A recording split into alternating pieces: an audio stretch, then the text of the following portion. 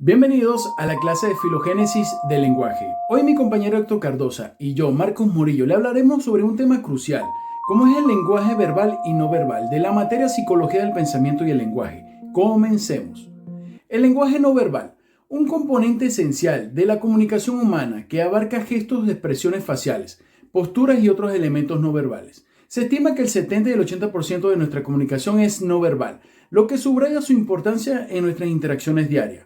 El lenguaje no verbal incluye todas las formas de comunicación, sin palabras, gestos, expresiones faciales, posturas, tono de voz y contacto visual. Sus características principales son la omnipresencia. Siempre estamos comunicando algo, incluso cuando no hablamos. Multicanal. Utilizamos múltiples canales simultáneamente. La ambigüedad. Los gestos y las expresiones pueden interpretarse de maneras diversas, entre otras. La especificidad cultural, que es la variedad que significa entre culturas. Los componentes del lenguaje no verbal. Los gestos. Movimientos de manos, brazos. Expresan emociones y significados. Ejemplo, el pulgar levantado significa bien en muchos países occidentales. Las expresiones faciales. Las caras pueden transmitir una amplia gama de emociones. Ejemplo, una sonrisa incluye arrugas alrededor de los ojos. Postura corporal. La forma en que nos sentamos y nos paramos demuestra nuestra actitud. Por ejemplo, los brazos cruzados puede ser defensivo. Y el contacto visual, podemos mantener contacto visual en una conversación y demuestra una tensión. El tono de voz. La velocidad, el volumen afecta al mensaje. Ejemplo, un tono de voz sarcástico puede significar o puede hacerle daño a tus palabras. Importancia del lenguaje no verbal. Refuerza completamente o contradice nuestras palabras. En una entrevista de trabajo, una postura confiada y un contacto visual pueden causar una buena impresión, mientras que una postura cerrada y evitar el contacto visual puede causar una impresión negativa. La variedad cultural del lenguaje no verbal. El lenguaje no verbal varía entre culturas. Ejemplo, un gesto de OK es positivo en muchos lugares y puede ser ofensivo para otras partes. La proximidad física también varía entre culturas, preferiblemente más cerca que otras. Tenemos las aplicaciones de prácticas de lenguaje no verbal. Mantienen una postura abierta y relajada. Usa gestos para complementar sus palabras sin exagerar. Las prácticas de las emociones faciales para asegurarse que coincidan con un mensaje. Mantienen un contacto visual adecuado. Modela tu tono de voz para transmitir sinceridad. Y para concluir, el lenguaje no verbal es crucial en nuestra comunicación, incluso los gestos, las expresiones faciales, las posturas y los contactos visuales, tono de voz, puede reforzar o contradecir nuestras palabras. Ser consciente de nuestro lenguaje no verbal nos ayudará a comunicarnos de manera más efectiva y contribuir con relaciones más sólidas. Gracias por su atención. Saludos, mi nombre es Héctor Cardoso y me corresponde exponer para ustedes el día de hoy lo relativo a la comunicación verbal, tanto en su vertiente intrapersonal como en su vertiente interpersonal. Cuando hablamos de comunicación verbal, hablamos necesariamente de un lenguaje y para que éste sea tal, debe tener tres características mínimas. La primera, su carácter proposicional. La segunda, la existencia de una sintaxis y la tercera, la existencia de un vocabulario. Cuando tenemos esto claro, nos vamos a dar cuenta que, por ejemplo, conforme uno de los autores que citamos como referencia, sería muy cuesta arriba admitir la existencia de un lenguaje no verbal, porque eso sería conducta no verbal, pero no sería lingüística, puesto que carecería de la sintaxis, del vocabulario y del carácter proposicional al cual hemos hecho referencia hasta este momento. Cuando se utiliza el lenguaje verbal, entonces podemos hablar de las dos dimensiones que nos interesan para esta actividad.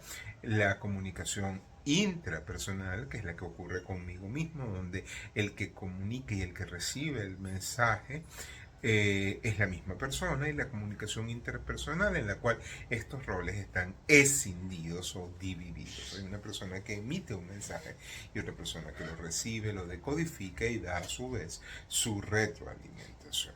Centrémonos en la primera de ellas, en la comunicación intrapersonal. Una persona que trabaje con mitos populares, con esas verdades que se dan por incontestables, diría que aquel que habla consigo mismo es un loco, este es el que habla solo. Pero eso no es verdad, eso no puede ser más lejano de lo que es cierto. el ser humano se comunica consigo mismo frecuentemente y eso es lo que se llama el soliloquio. Y este soliloquio puede ocurrir bien en el plano estrictamente verbal, con el uso de la palabra, o bien en el plano del pensamiento, cuando yo soy capaz de escuchar con palabras, inclusive con mi propia voz, mis propios pensamientos. ¿Y para qué se hace esto? Bueno, eso se hace básicamente con dos propósitos. Un propósito anticipatorio, como una suerte de ensayo conductual anticipado, o bien como una forma de evaluar mi comportamiento a posteriori. Un ejemplo, yo soy profesor y es la primera vez que voy a dar clase a un grupo que me han dicho que es difícil. Entonces, ¿qué hago yo? Me preparo, me anticipo. Digo, Héctor habla lento, utiliza palabras sencillas, sé humilde, sé disponible, este, sé interesante en la ejemplificación, haz pausas y me voy dando una serie como de instrucciones. Inclusive puedo llegar a darme una suerte de palmadita, de ánimo y decirme lo vas a lograr, puedes hacerlo. O bien, después que lo hago, me evalúo. Oye, no estuve tan bien en los ejemplos, me quedó muy buena la conceptualización, logré romper el hielo y fíjense cómo ahora estoy haciendo un acto de evaluación. Esta comunicación es muy espontánea, es poco preparada, poco estructurada y surge sin mayor control. Mientras que la comunicación interpersonal es muchísimo más planificada, es preordenada y tiene una intención muy determinada, muy específica.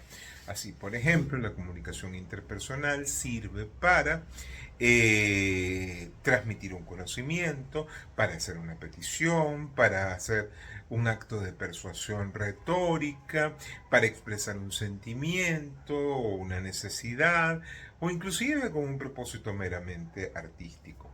Sirve también para recopilar datos. Y fíjense ustedes que esta comunicación interpersonal ha venido de la mano de la evolución del ser humano como especie animal. Nosotros como especie logramos avanzar hasta la capacidad de simbolización abstracta, cosa que la mayor parte de las especies animales, y por no decir todas, no han alcanzado. Y por esta razón nosotros pudimos subir un peldaño adicional y durante milenios, si es que no se trata de millones de años, la comunicación entre los seres humanos se logró. Fue así justamente a través de actos verbales. Es muy posterior en el tiempo que aparece la escrituración y luego de la escrituración se dan una serie de fenómenos sociales y culturales interesantísimos como sería el papel del clero y de la filosofía en lo que se ha llamado la erudición y luego la aparición de la imprenta, con lo cual empezó a transitarse hacia una esfera comunicacional escrita, que luego dio paso a la comunicación audiovisual y por último a esta comunicación por internet y medios digitales que ahora tenemos. Quisiera concluir diciendo que la comunicación interpersonal e interpersonal no son las únicas formas relevantes de comunicación, que existe la comunicación de masas y la comunicación de grupos, que también son interesantes pero que están fuera del objetivo de esta actividad de evaluación. Agradezco muchísimo la atención que me hayan podido dispensar a mí y a mi compañero Marcos Morillo y me despido de ustedes hasta la próxima oportunidad.